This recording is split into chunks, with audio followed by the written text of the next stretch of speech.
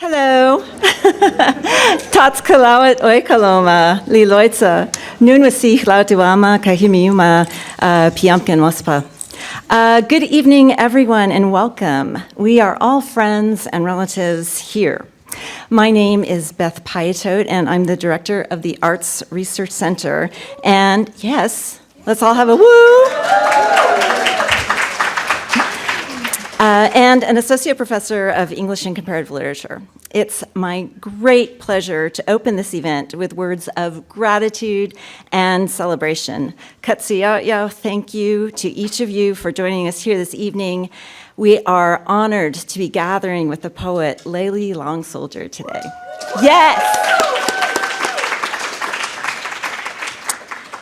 This year marks the 25th anniversary of the Arts Research Center, and we have been marking this milestone with 25 events conveniently shown on a bingo card. We're almost to the end. 25 events that amplify the essential role that art plays in our spiritual, creative, critical, political, and material lives. The events this week, featuring the prize-winning poet Layli Long Soldier, are the signature events of our year, exemplifying the power of art to shape and sustain a vision of the world that is critical, grounded, and profoundly life-giving. We welcome you tonight for a reading by Layli Long Soldier with an introduction by Professor Jeffrey G. O'Brien. And I hope that you will return tomorrow night for another fantastic program, a conversation between Layli Long Soldier and Professor Somal Sharif. She's here. We can think of no better way to open National Poetry Month. I would like to add that the riches at Berkeley continue with lunch poems tomorrow at noon in the Morrison Library featuring Tanya Foster, an event at BAM PFA at 1:30 on Saturday featuring Brandon Shimoda, Kathy Park Hong, and Divya Victor. You need to get tickets for that. And a reading next Wednesday back here in this room at 5 p.m. by our visiting Holloway poet Margaret Ross with Isabella Wong. So just a little note, that's only this week, because there are many, many, many events coming up this month. So check out the English department website or the Berkeley calendar for all of your literary needs and desires. So much to celebrate. As part of the anniversary celebration for the Arts Research Center, we are also handing out swag. We are honored to highlight Layli's words on our beautiful screen-printed t-shirts and aprons, as well as a beautiful broadside that was created by a dozen students in a 2-day printmaking workshop in collaboration with the Codex Foundation. I'm just going to hold this up. Okay. Some of the students who made these are here tonight. So tonight's prize winners for t-shirts will be announced following the Q&A, and everyone is invited to take one broadside, and we will also have buttons, pens, and a bookmark with the phrase, "Can't steal my fill in the blank," and other small items for you in celebration of art and your connection to the Arts Research Center. I wish to express gratitude again to each of you, and especially to our guests this evening, Layli Long Soldier and Professor O'Brien. Special thanks to Pegasus Books for having Layli's profound work, Whereas, available for sale after our reading. So that's back in that corner. Our programs this week are supported by funding from the Dean's Office of the Division of Arts and Humanities and support from the English Department. So, without further ado, I will introduce Professor Jeffrey G. O'Brien, who will introduce Layli Long Soldier. Following the reading, Layli will take a brief period for Q&A, and then I'm going to jump back up here and hand out some prizes. And you can purchase books and pick up your broadside in the back of the room, and in the front, Layli will be available here for book signing.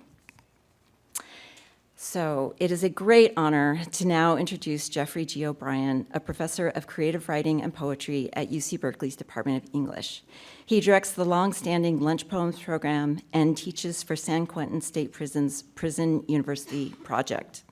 He is the author of 5 books, Experience in Groups, People on Sunday, Metropole, Green and Gray, and the Guns and Flags Project. Professor O'Brien.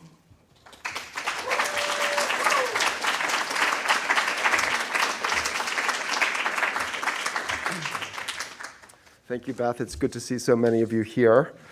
I feel like I'm always saying to Beth, well, how long has it been since Layli was last here? Like, can we get away with having her come again? Every year would be good. Tiny disclaimer, I got the forthcoming book of Layli's that will be out in October just yesterday evening, and so I wasn't able to incorporate it, but I hope what I have to say about prior work and basically just a whole disposition will apply to what we hear, because I think we'll hear a lot from that book, tonight. Okay. Can you hear me okay through the mask? Okay. In 1993, Gerald Visenor coined the term survivance to describe Native American continuity through genocide, dispossession, and relocation, preferring it to a victim framing in which domination is everything and living is relegated to the tragedy of mere survival. Some hear an admixture of survival and endurance in the coinage, others survival plus resistance, but why choose? To endure what Layli Long Soldier has called, quote, the trap we're born into, is to resist it with and in community by uprising, ritual, story, and song. In 2022, Long Soldier wrote an essay in which she describes misremembering a declaration of survivance. She's talking about a letter written by Sikangu Lakota leaders White Thunder and Swift Bear in 1880, petitioning the Commission of Indian Affairs for the return of their children's remains from Carlisle Indian School. Long Soldier recalled the letter as containing the statement, "We will continue singing until they are returned," but discovers that what they wrote was, quote, "Our hearts will grieve too long if we don't have what's left of them back. We want to dig their graves with our own hands. We wait when the birds begin to sing and the flowers begin to bloom." The historical record, the original text, is not the only way to say and do survivance. Long Soldier follows her self-correction about that letter with this. This expression of grief from White Thunder and Swift Bear is far more potent than what I remembered. Yet it's interesting that I remembered their words as "we will continue singing until they are returned," because indeed we continue to sing for our little ancestors, the return of their remains to their homelands. We continue to sing for strength, for comfort. We sing to be heard. You heard me. Will continue and continue as it has been, it is now, this way of feeling endlessly. Singing doesn't merely continue, but continue and continue. And it produces a way of feeling endlessly, not only because of what such feeling has to contend with in its past and present, but because endlessly doesn't only denote temporality, a waiting for one's dead where spring begins. It also announces an infinite quantity of feeling, an unrestricted capacity for survivance. Auden said poetry makes nothing happen. I don't think Long Soldier would agree that singing does. In this world of native and non-native histories and their painful coincidence, we are all, for Long Soldier, quote, treaty inheritors, living in the world and on a map shaped by violent settlement and its ratification in weaponized legalese. The difficulty of living in that world lands so unevenly that unevenly feels like a polite euphemism for the asymmetrical violence it is supposed to name.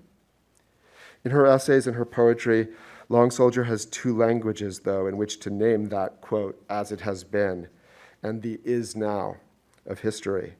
One, Lakota, given and revitalized, and one, English, imposed and endured and resisted and turned until it can and must do what a treaty will not, speak or sing the truths of Native history and their counter to settler colonial narrative. But to think of Long Soldier's poetry as a linguistic resistance to the stories the law has told, the boundaries it has drawn, and which it still maintains, is possibly to fall back into the trap that Gerald Visenor wanted out of.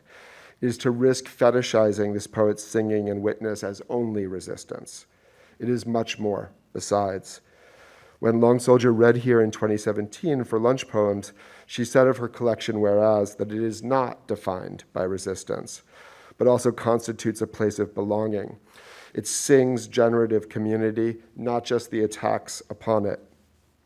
We can hear this in the title poem of Whereas, where that word, that legal preamble to juridical force, repeats again and again, as it does in Obama's 2009 congressional resolution of apology to Native Americans.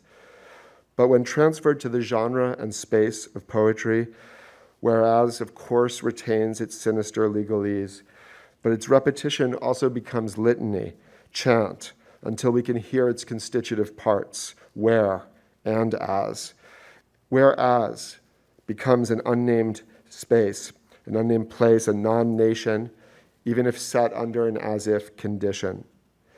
That nameless place can, of course, be the trauma of dislocation and reservation. Where am I? Where are we in the as of as it has been? But it can also be another where, an other where, one for gathering and remembering, one both virtual and real. Near the end of Long Soldier's incredible poem, 38, which describes the history surrounding the December 26, 1862 execution of 38 Dakota men after the Sioux Uprising, as well as the memorial ride that continues every year to honor them. She writes, quote, "Yet I started this piece because I was interested in writing about grasses."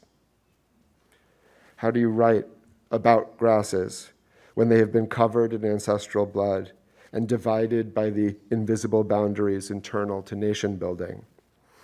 How do you sing in a language that has waged war on you and on the land?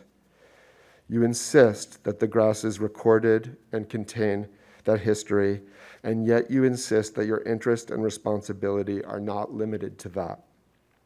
The poem must include it, must correct the resolutions of the state, but it must also carry the yet of being interested in grasses.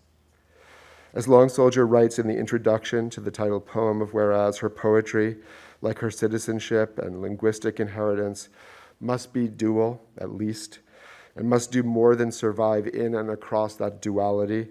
It is domains, not dominion, in which, quote, I must work, I must eat, I must art, I must mother, I must friend, I must listen, I must observe, constantly, I must live. Please join me in welcoming Layli Long Soldier as all of these musts continue.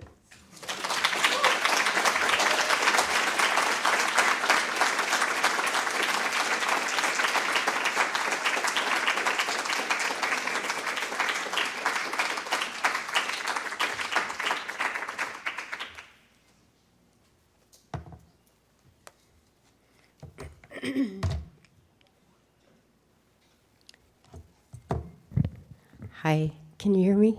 Yeah? I feel humbled. Thank you so much, Jeffrey. I feel like that took a long time. I know it took you time. Thank you so much.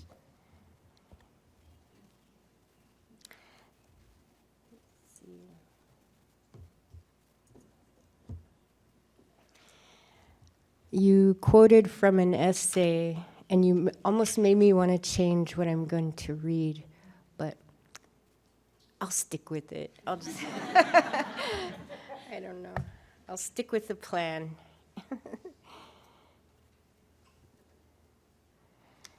184 X's.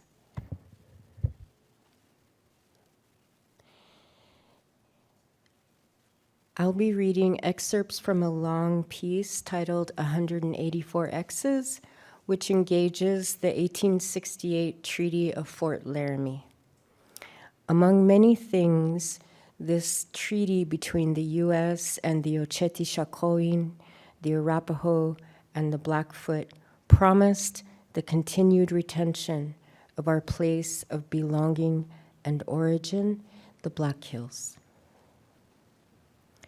This poem is, at its heart, dedicated to the 184 Northern tribal leaders who signed our treaty in 1868.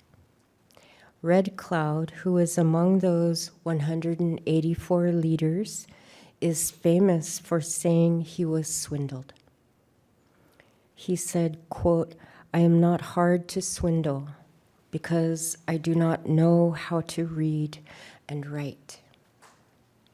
This piece is an effort to address what our beloved leaders could not read and could not sign their names to with anything other than X's.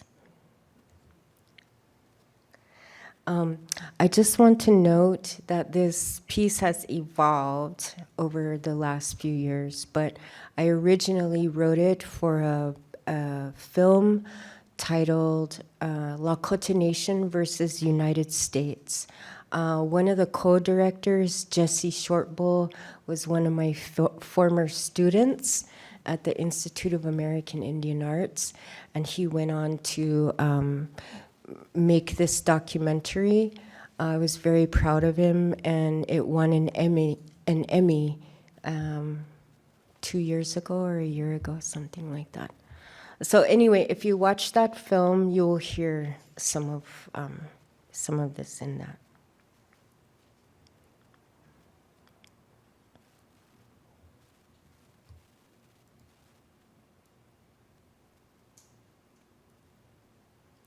X marks a love that comes from Ikche, the regular and ordinary living of our people on this land for thousands of years. This is a truth that cannot be undone. Thus, it is power.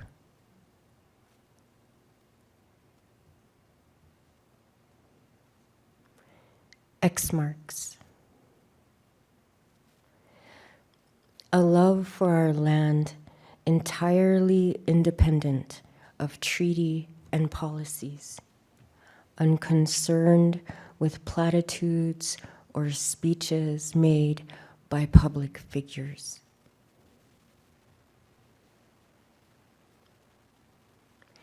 X marks an unusual declaration then, that I felt a love for our land long before I existed.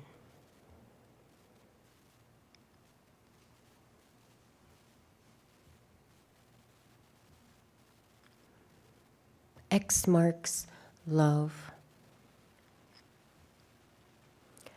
defined as intense feelings of affection or care, a deep sense of belonging, the force through which life itself is created.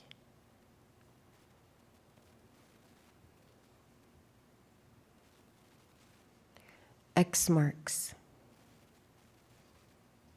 the heart as the territory in the body where love is most strongly felt. In the heart, our physical and emotional realities intertwine. One is often indistinguishable from the other.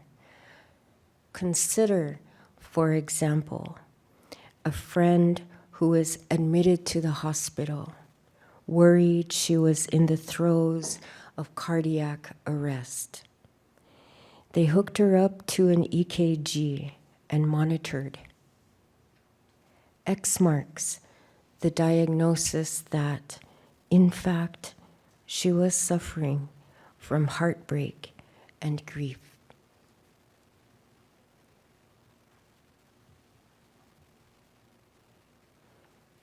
X marks the heart of our treaty, which we generally agree upon as land.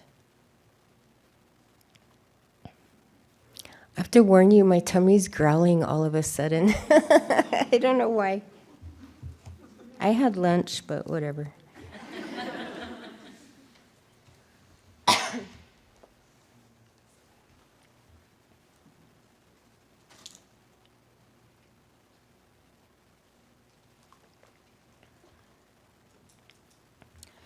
X marks article, X marks one, X marks from, X marks this, X marks day, X marks forward, X marks all, X marks war, X marks between, X marks the, X marks parties, X marks two, X marks this, X marks agreement, X marks shall, X marks forever, X marks cease, X marks the, X marks government, X marks of, X marks the, X marks united, X marks states, X marks desires, X marks peace,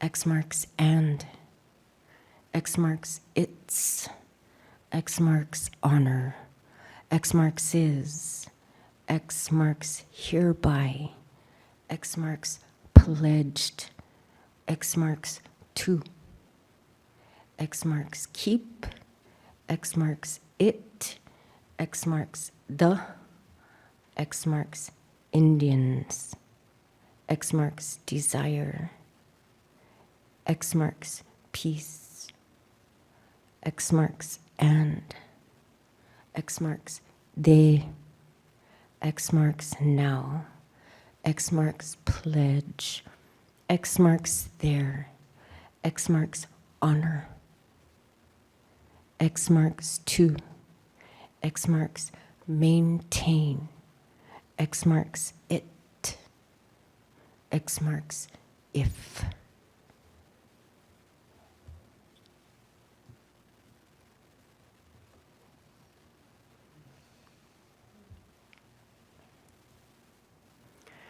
X marks the strange ways of time. How a century ago can feel like yesterday.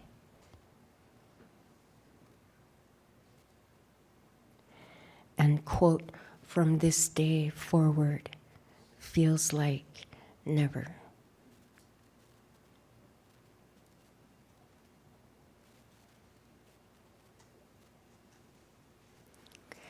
X marks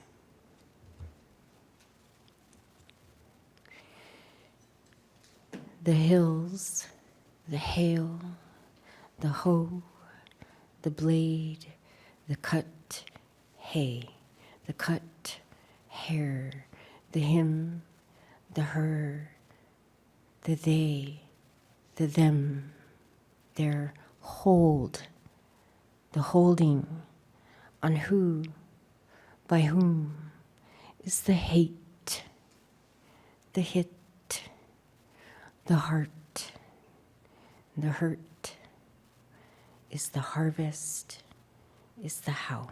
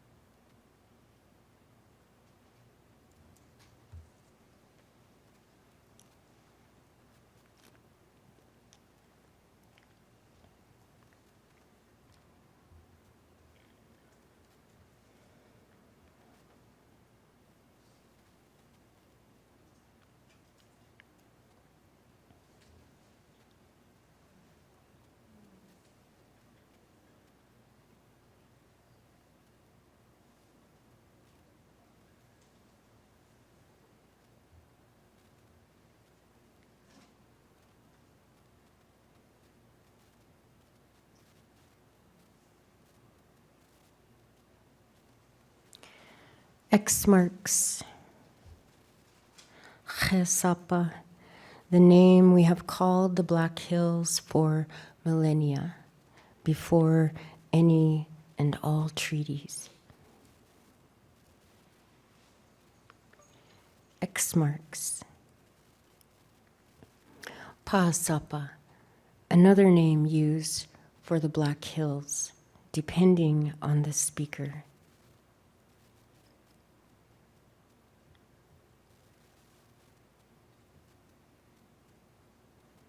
X marks. A word in Lakota language that also refers to the Black Hills, meaning suitcase or container, as in the Black Hills is a container for everything we need. I adore this.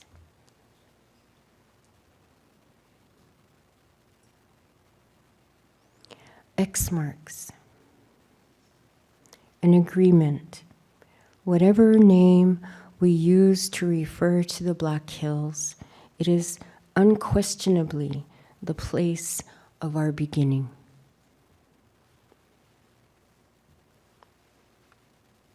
And another X marks this land as ours, unquestionably by treaty.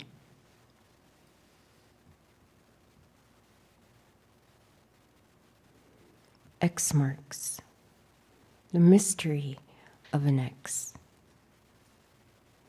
a symbol for the unknown, a variable, or crossbones of danger.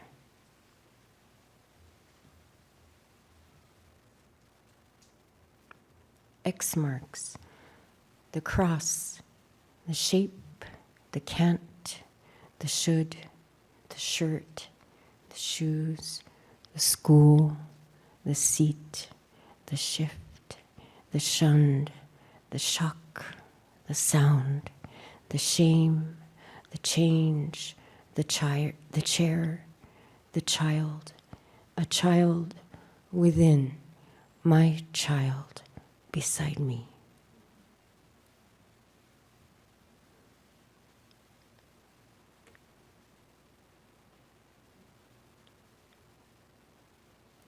And one thing you might know is any region that you might come from or you call home in this country, there's inevitably a treaty for you to look up. As Jeffrey mentioned, yes, we are all treaty inheritors. And so you can find the treaties that apply to your region. Every Native nation has a different kind of, a lot are very similar, but they all have their particular agreements with the US government. But one thing you will find is if you go online to the National Archives, you can usually see the originals, scanned documents, and if you go to the last pages of your treaties, you can look, and almost always you're going to see something like this. So this is from, as I said, the treaty of Fort Laramie, 1868, which has is an agreement with the Northern Plains tribes.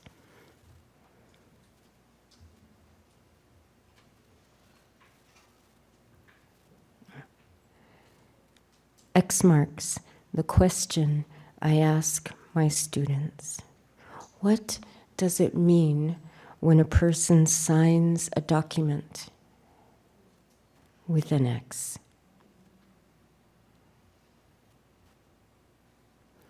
X marks the silence in a room when I ask this question.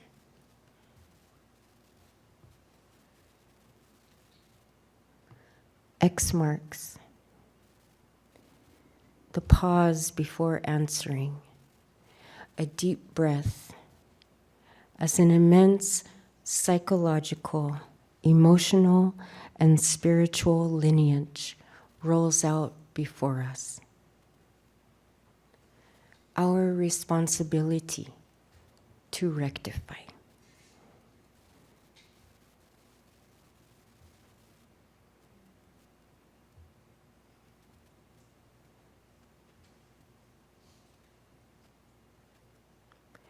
X marks a line I once wrote. Everything is in the language we use.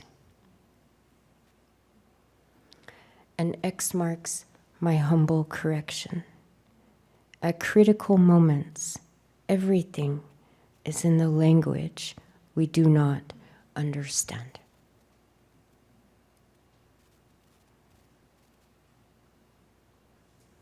Okay, I'm going to take a break and switch out of my PowerPoint and go to my Word document.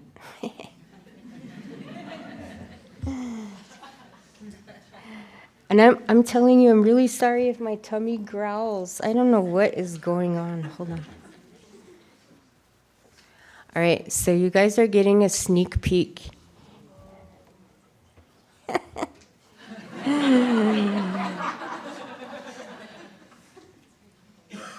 So what happened was, I'm going to show you. This is actually what I read you. 184 X's looks like this. That's the form right there. Those pages. But what happened is, after I got down to, 20-something pages, I started to find that it was becoming difficult to continue. And I was not dreading coming to the computer, but I don't know. I think it was becoming difficult to just continue saying colonization is bad, because I already knew that, or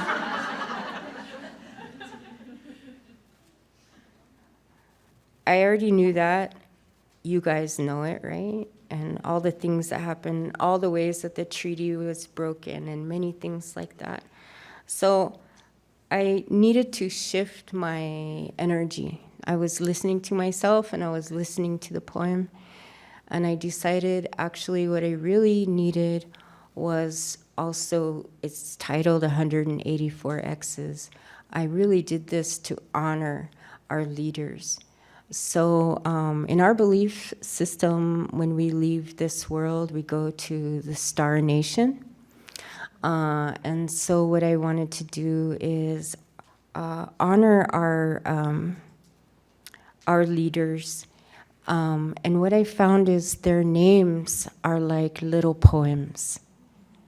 They're so full of imagery, and all of them are like stories. And in fact, that's how we are named. Traditionally, all of our names have stories, and they are like poems.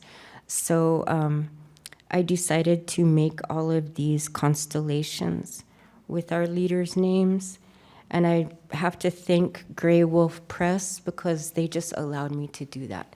So, are those poems? I don't know, but they just let me. So. And when I was done, I felt like it was so maybe rewarding, because it felt like this big, huge star map. So I'm going to read, I think maybe, let me find it. I am going to read Oglala, because that's my band and we're the best. So. I'm going to read the Oglalas. All right. I'm going to read the Oglala leaders. As I was making these constellations, for me, I had my own story in mind. Each of them does have a sort of scene or something, but you can make up your own.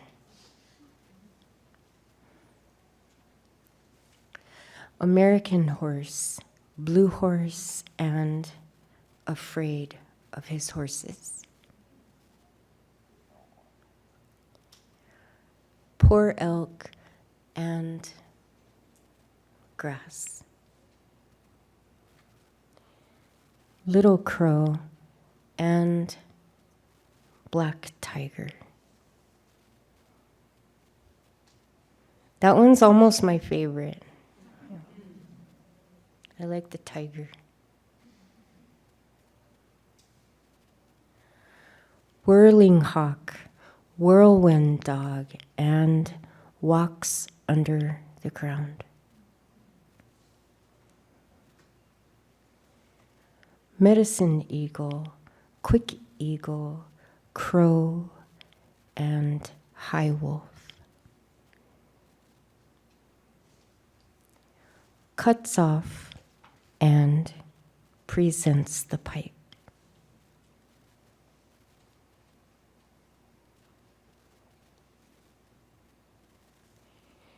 Kills in a hard place and ghost heart. Black bull, sitting bull, and poor bull.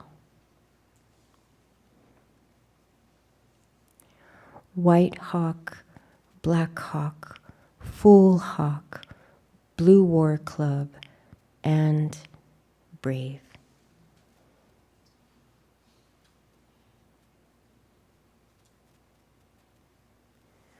Red thunder, fire thunder, and mad shade.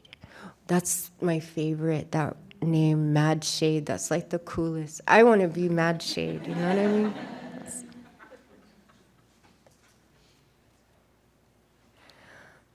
Big mouth, bad hand, bad wound, has the lance, and big wolf foot.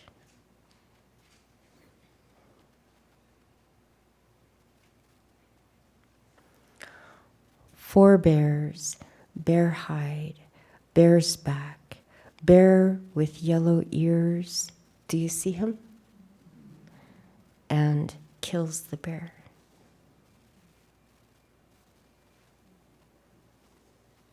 And that's it for our band. And I just wanted to say,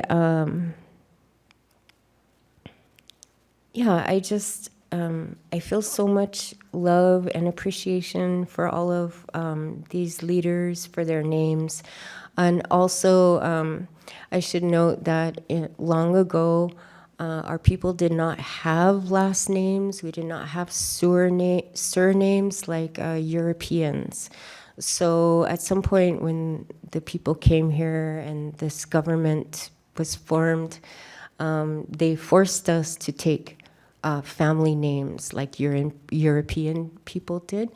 But traditionally, we just had our own name.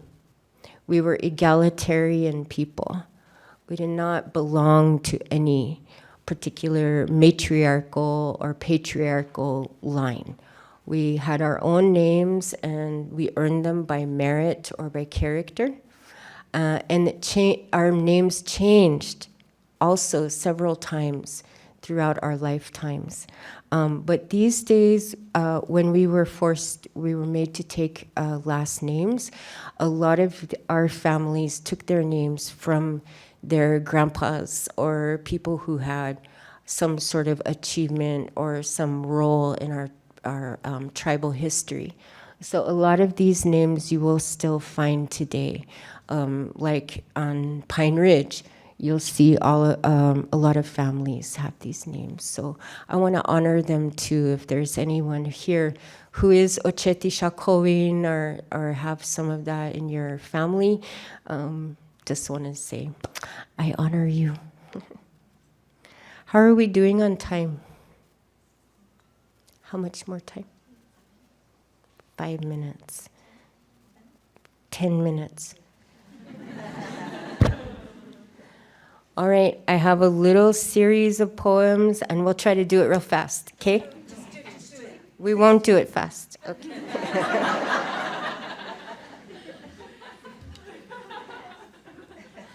We're not going to do it fast. Okay.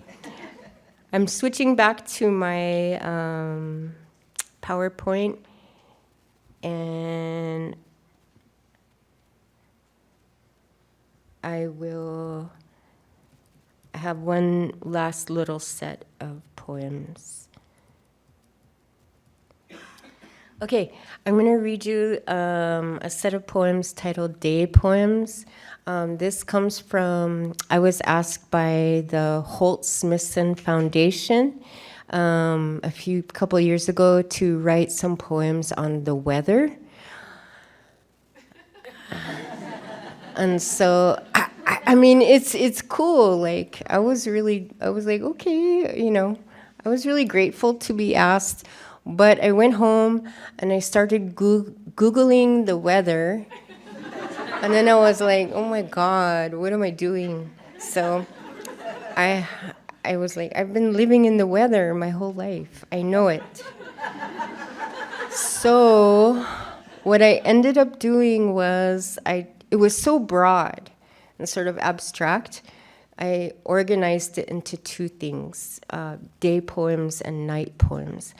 So I'm going to share the day poems, and this is, for me, this is like the external, the visible world, the things that we have to encounter, we have to see, we have to witness. And then the night poems, which I'll share at another time, is more the internal, unseen world, and the things we weather and go through.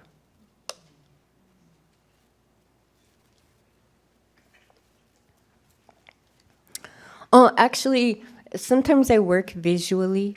So this is an installation in Montana at Tin Works Art. And I made these 8-foot by 4-foot steel panels, and we cut you'll hear it, the last poem of this series. We cut it into the steel. On the front, you will see this sun, this descending sun. On the back of that sun, we put some mirrors.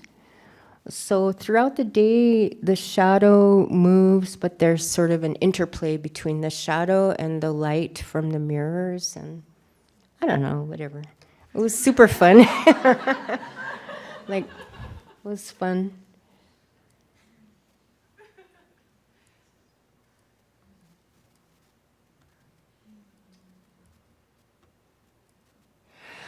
So that installation came down, and we're moving it.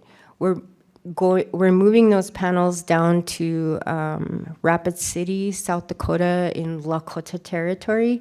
So I'm collaborating with a young Google Michaela Patton, like a beautiful young Lakota artist, and she is adding this design work to the top of those panels. So we're kind of like Lakota-izing them to have sort of visual language for our community to engage with. So like, it's really beautiful. She actually took, I think, photographs, but made these lines from the photographs of the Badlands, topographical lines or something, and added them to the top, along with those little triangles represent quill work. So anyway, that should be installed hopefully later this year.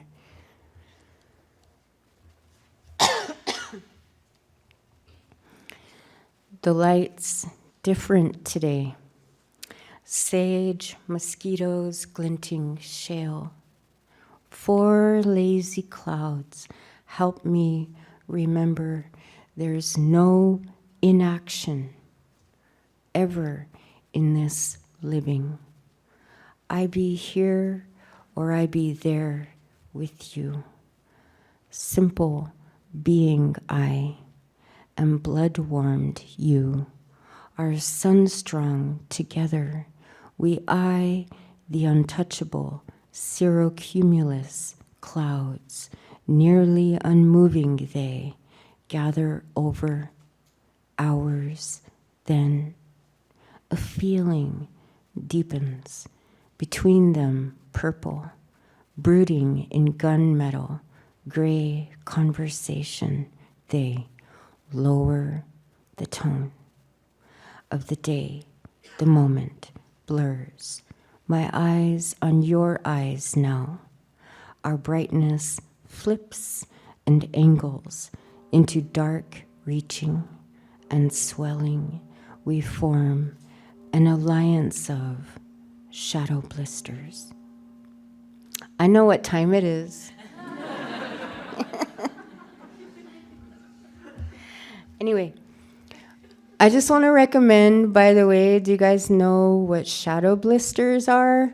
Okay, thank you. When I was Googling weather, I learned about that. You're going to flip out. If you go home and Google it, it's like crazy, okay? These are things that exist. They really exist, okay? And what happens is when the sun comes at a certain angle, and there are two objects, the shadows of those objects will actually swell and try to meet each other. I'm not kidding. Google it. You will freak out. And I flipped out because it said to me, even shadows want relationship. They want connection. They want to be with each other. Can you imagine? That's so beautiful. All of creation, even shadows are part of creation, you know? Bloodlight. Oh, I put this picture because the next poem I'm going to read was inspired by this moment. This is Albuquerque. Have you guys been there? That's the Sandia Mountains in Albuquerque. And my kid and I were driving down the highway one day, and we saw this. And we're not very scientific people, so we didn't know what it was. We're like, and plus, it's always dry in New Mexico, so like fog like flips us out. We're like, what is that fog? We didn't know if it was a cloud. We didn't know if it was fog. We didn't know if it was smoke. We didn't know what it was, but it was cool. So I wrote this poem.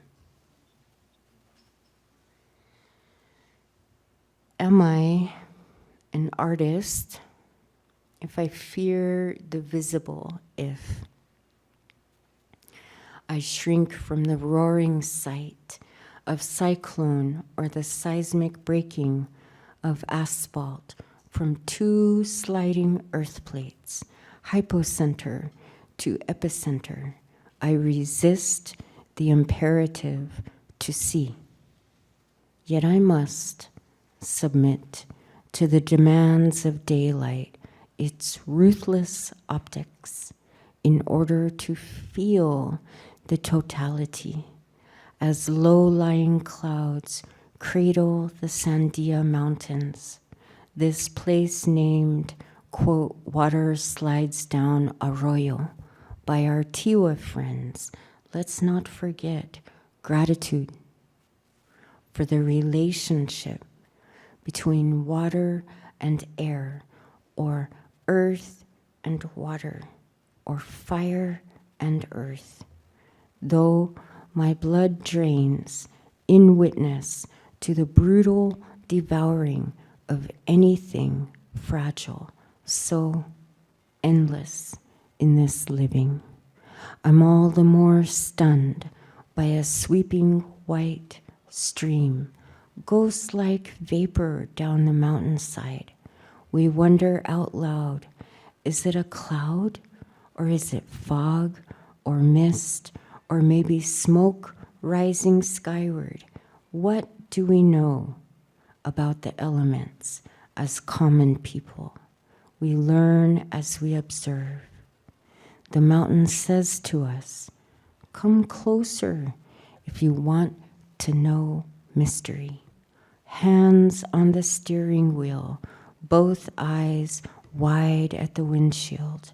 I'm pulled by the forces of relationship, as if I might finally learn what it was that descended so silently over the heart of my beloved, until inevitably he could no longer see me. Yeah, bro, if you're upset, you can just write a poem. You know what I mean? You just get back at them with a poem. I mean, like, us poets, we're all nice and quiet a lot of the time, you know? But no. We have things to say. Okay.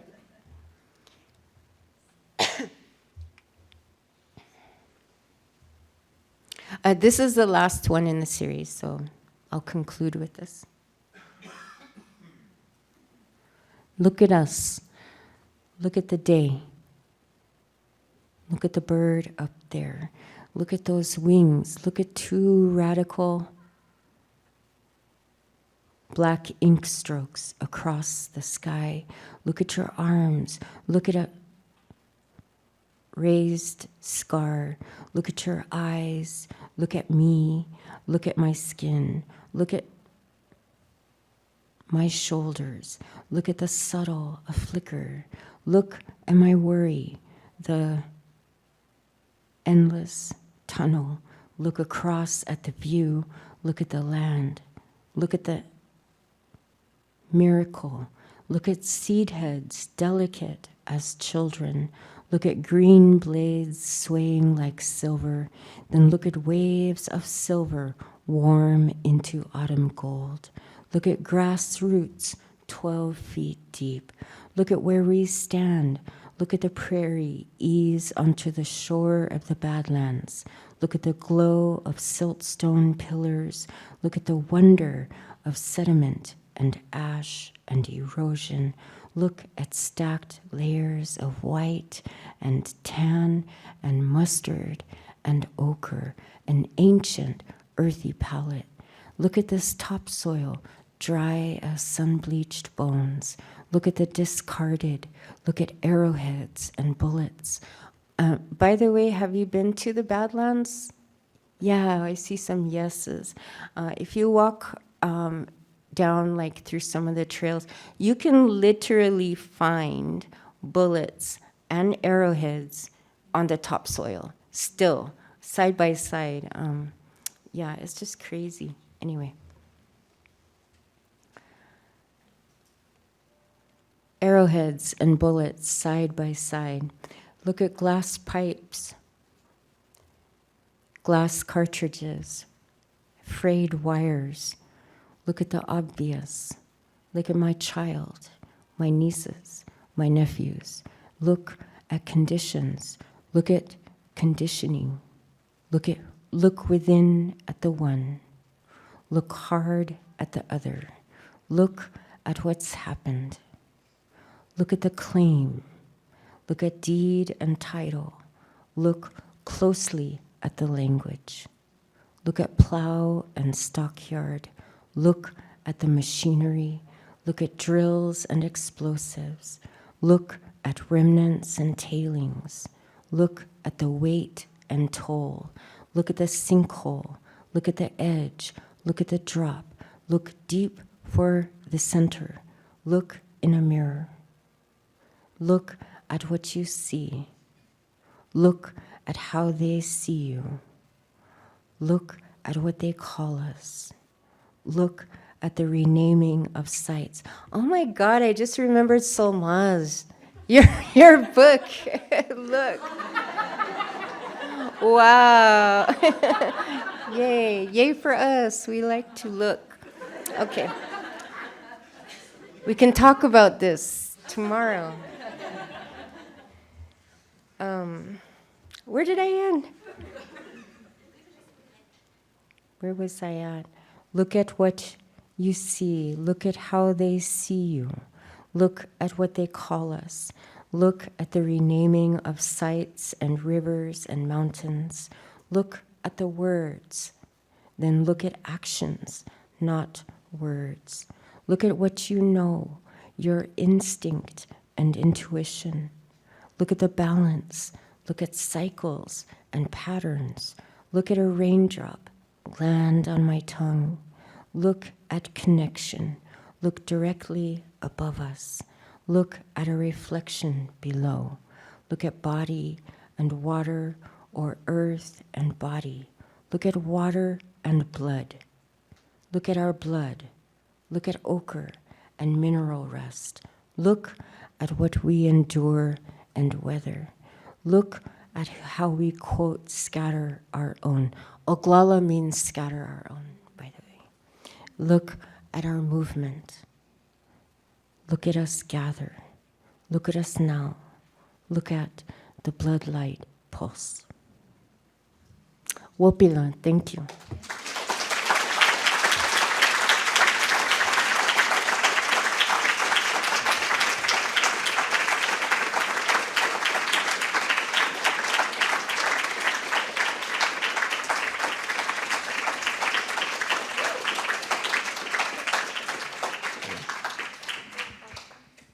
3 questions, they said, or we're doing Q&A? Hello, my name is Gavin Garza. I'm an undergraduate here at Berkeley and an MFA candidate at New York University. I have a written question here. So there's this propensity as the reader or the audience in thinking that because one is engaging with works discussing violence, that one is absolved in their participation of it. Just because we are discussing colonialism does not mean colonial thinking isn't in the room. Just because we are discussing violence does not mean racism, classism, and sexual violence aren't being tolerated or enabled in the spaces we enter. I was wondering how you, the poet, navigate or anticipate that knowledge before entering said spaces.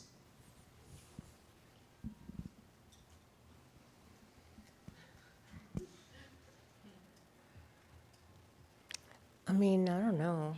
Like, I mean, I can't control what's going to happen or who's there.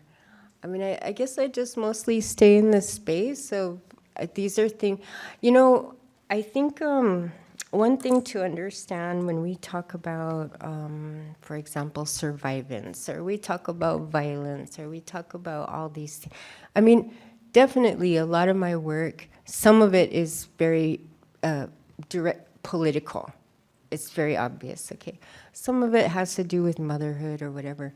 But it makes me think about, I had a student I was teaching at, I still teach at the Institute of American Indian Arts, and I teach in their MFA program. And I worked with this really beautiful young student a couple semesters ago. And he's from a Northwestern tribe, and his dad is actually an artist, like he's a well-known sculptor. And so now, next generation, he's a writer, and really, really wonderful, so good. And one day we were meeting, and he said, you know what? He said, I know that I could write about all kinds of things. I could write about anything. And he was like, but I just can't stop writing about my community. I can't stop writing about our language and my dad and our art. Like, and he's like, that's all I want to write about. And so, and I was laughing because I could relate, you know, like, it's not to prove a point necessarily. It's not even a form all the time. It's not even from a place of activism. It's because I love my family, or I love, you know, I love our people, I love our culture, and it comes from that place. Part of that love means dealing with some of the loss or some of the hardship. I also honor them in other ways. You know, I write, from poem to poem, there's different ways that I write about our culture, language. But it comes from that place, you know? So when I come into these spaces, I'm actually so grateful to even be invited. I feel welcomed, you know, I feel, these guys are spoiling me rotten. Like, I mean, look at all the broadsides, and so usually I come to places with those kind of feelings. And if there's anything going on that I don't know about, oh well, you know, that's, I don't really worry about it as far as navigating it, yeah. Mm-hmm. Hey, Layli, thank you for your reading and for giving us a sneak peek. So I had a question to you or I have a question for you related to craft and method.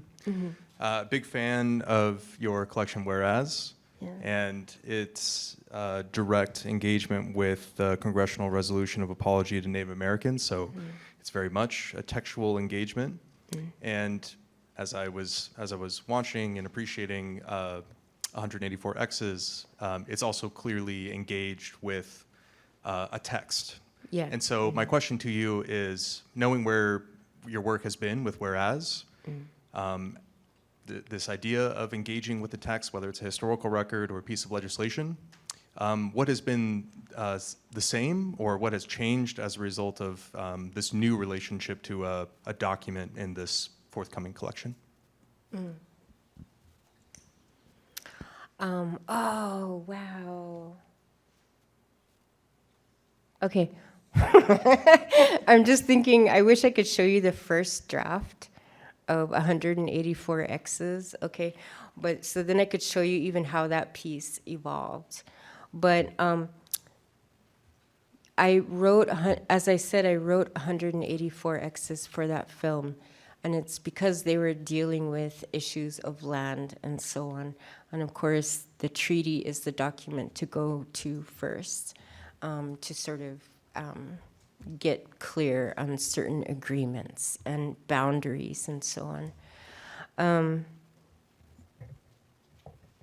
I don't always work with documents, but I think it depends on, like, with Whereas, I engaged with that apology, the national apology, because at the time that apology was issued and signed by Obama, God bless him. Anyway, it was signed by Obama, and like I was ranting, walking around our house, just yelling around the house. I was so mad at, number one, the way, the gesture, the way that none of our leaders were invited at that signing, the way it wasn't read publicly, and so on. And then when I read the actual document, I was mad. I had never written in a political manner before that.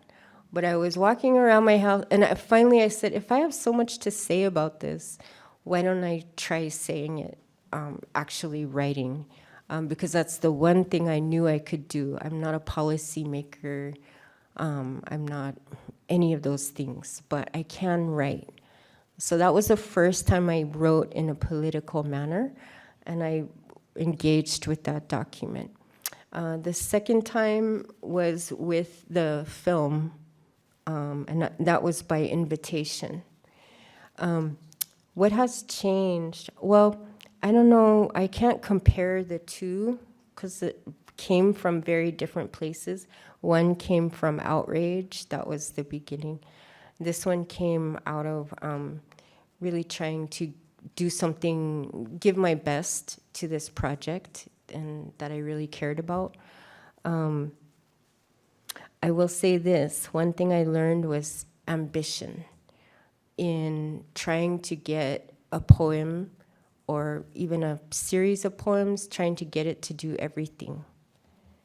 I realized that doesn't work.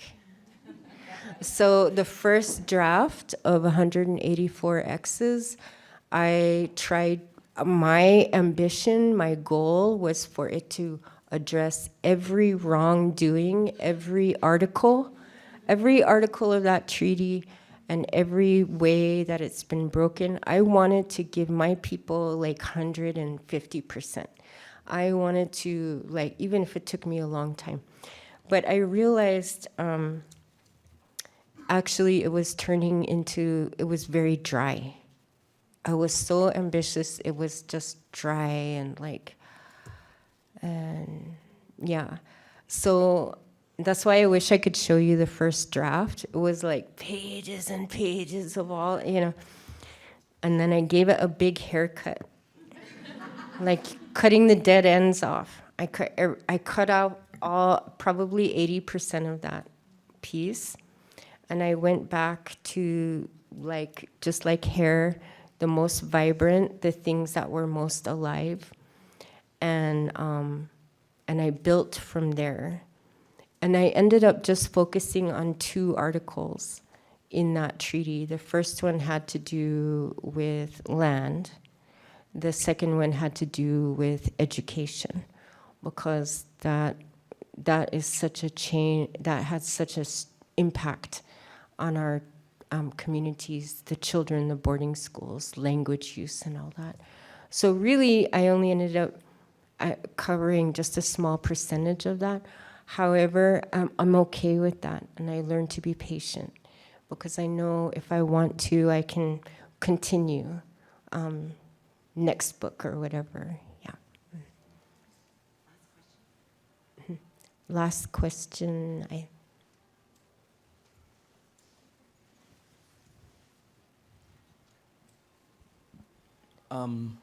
Thank you for your reading. Whereas I thought your book did a lot of interesting things with form, specifically shapes. Think of the resolution section with the use of squares, something like that. So I thought it was super cool that you're now working with 3-dimensional spaces.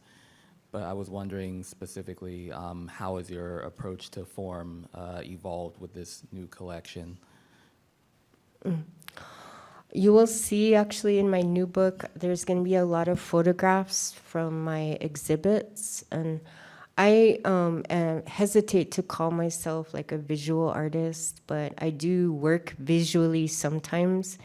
I hesitate because my friends who are visual artists are like, oh man, they're working in a world and with a language that is just, it's so special. And so I can't compare, but I do make things. I do put things in some exhibits. And so the book will have some of that, those physical pieces, and also the poetry that has come out of those. So since whereas, I think that's the way I kind of evolved, changed, my work has changed.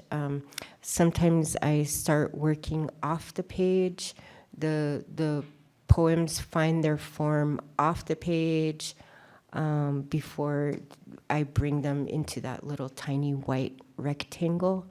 So yeah, I would say, I don't know, I just need more space. And that's how it has changed a little.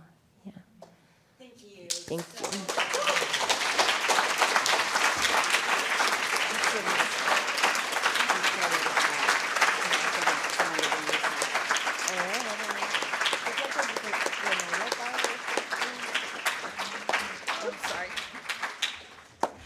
Okay, as I mentioned, there will be 2 lucky winners of our beautiful T-shirts tonight. Layli will be up here to sign books. You can buy them at Pegasus back in the corner. And if anyone has a snack for Layli, that would be great. Come on. Okay, everyone else.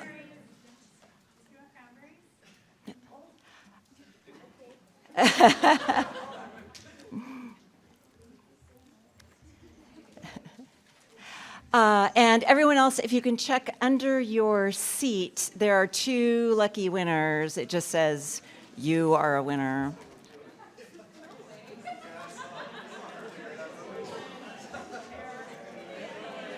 Yay! And tomorrow night, books. Come back here, 5 p.m. Thank you.